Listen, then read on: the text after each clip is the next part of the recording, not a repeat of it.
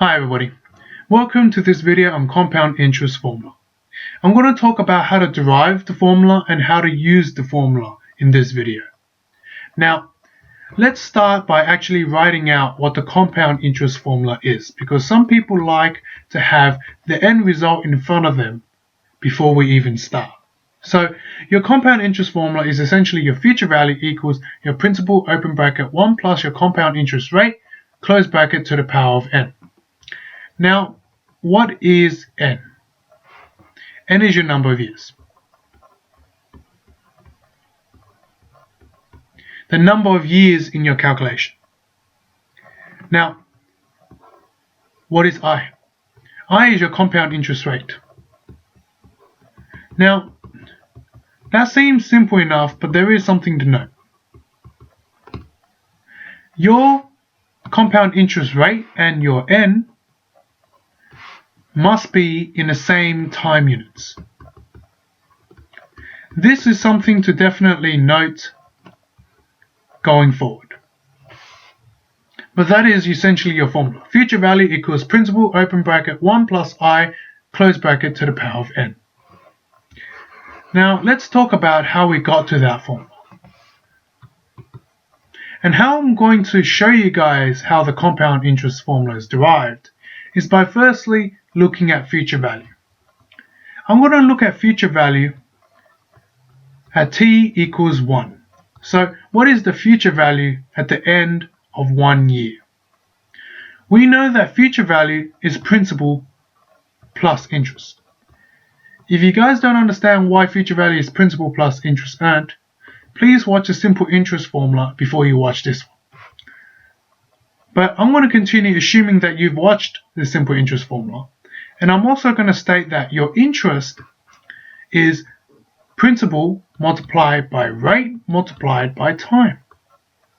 And because we're looking at t equals 1, this t must equal to 1, so we can essentially get rid of it, because whatever multiplied by 1 is whatever you multiplied 1 by, right?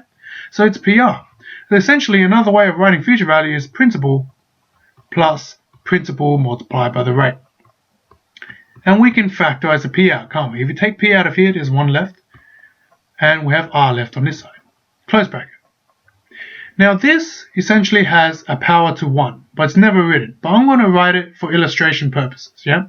So p bracket 1 plus r, close bracket, to the power of 1 is your future value at the end of t equals 1. At the end of your first year. Now, let's look at the future value at t equals 2. What is that? Essentially the same thing, isn't it? Principal plus your interest. Now, as compound interest has many periods, and from the previous videos we've talked about how your principal changes as we go, we know that the future value at t equals 2, the principal that you start off t equals 2 with is not the principal you started t equals 1 with, but your new principal. The principal, your future value here, right? So let me explain that again. Your future value at t equals 2 is equal to the principal plus the interest, but your principal is no longer the initial principal that you invested.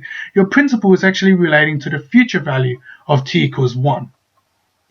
So essentially, p is actually this. Principal 1 plus r, close bracket, to the power of 1. Plus the interest. And what is interest? PR. And what is P now? This. Principal, open bracket, 1 plus R, close bracket, to the power of 1, multiplied by R. Now, can we factorize this? Yes. What is the common factor? P bracket 1 plus R, close bracket, to the power of 1. What do we have left on this side? 1 plus, what do we have left on this side after we take this away? R. Also to the power of 1. Now, can we add the powers here? Because we have 1 plus r, 1 plus r. That must mean p bracket 1 plus r, close bracket, squared is the same thing as this. And what you notice with this is that the only thing that's changed from future value at the end of t equals 1 is that p bracket 1 plus r, close bracket, is to the power of 1. Here is the exact same thing except that it's to the power of 2. And what do you know? We're looking at t equals 2. So we can essentially see that this is actually our compound interest formula. Future value equals p bracket 1 plus r, close bracket, to the power of n. Now there is one thing to mention here. It's r. Now how does r turn into I? R turns into I because we're talking about compound interest simply. They are both interest rates, but in compound interest, we like to illustrate our interest rate in I rather than R. So, future value equals P bracket 1 plus I, close bracket, to the power of n. That is your compound interest formula. And as you can see, it's not that hard to get there.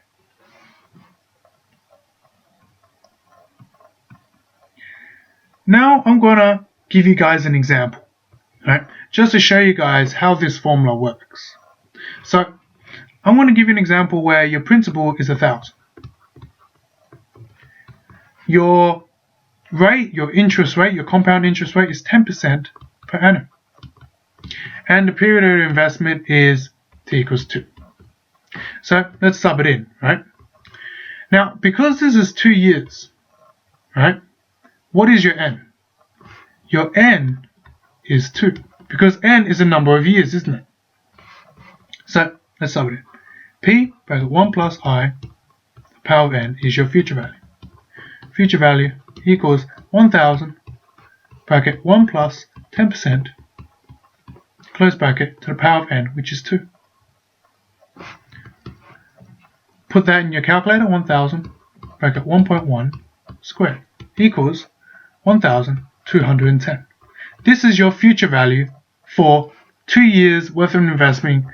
P equals 1,000 at compound interest rate 10% per annum.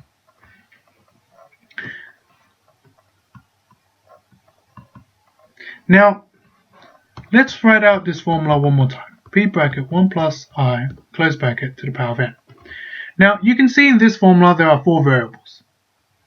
Sometimes they will not only ask you for the future value, they may ask you for the principal.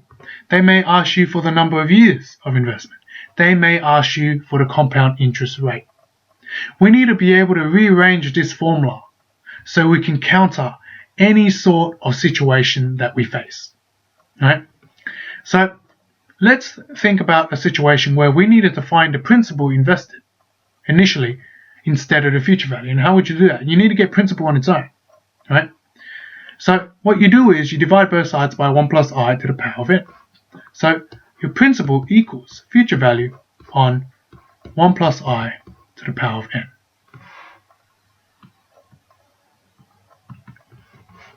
Let's say it wasn't that simple. Future value equals principal 1 plus I to the power of n. Compound interest formula, but this time they want to find n.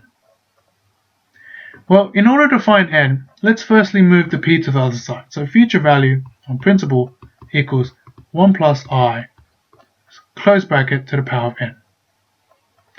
Now, in order to get n on its own, you must understand log laws.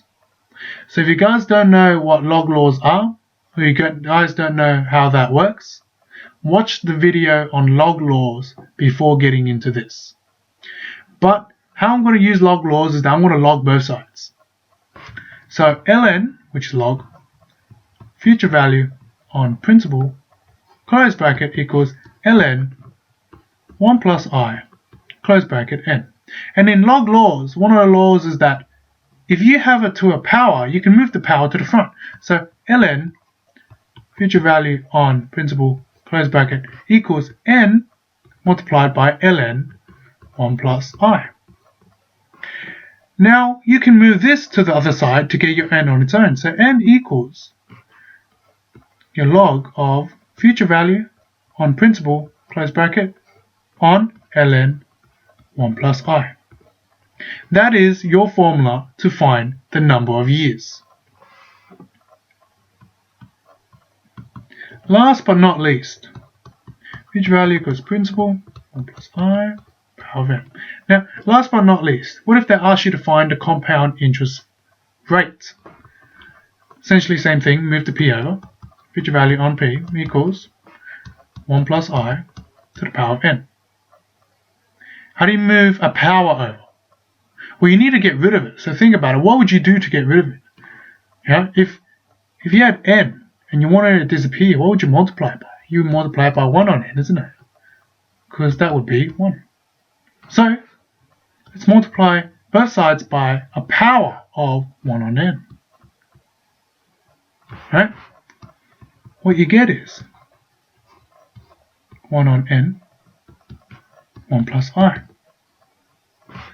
Move the 1 over. I equals future value on p, close bracket, 1 on n, and then minus 1. This is the formula for your compound interest rate. Essentially, that is all you have to know on the compound interest formula. Thank you for watching this video.